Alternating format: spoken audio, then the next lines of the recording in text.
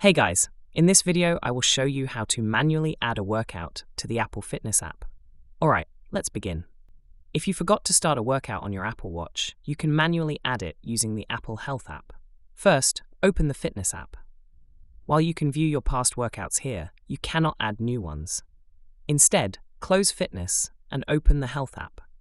At the bottom, tap Browse, then use the search bar to find Workouts. Select the first result under Data.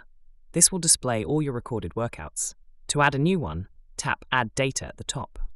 Now, select the workout type. If you know the calories burned, you can enter that as well. For certain workouts like running, you can also input the distance. Next, enter the start and end times for your workout. Once done, tap Add in the top right corner.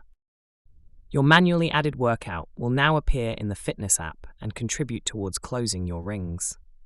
Just make sure to enter accurate data to track your progress properly. So that's basically how you can manually add a workout to the Apple Fitness app. And that's it for this video. If you find this helpful, consider subscribing and giving this a big thumbs up. Thanks.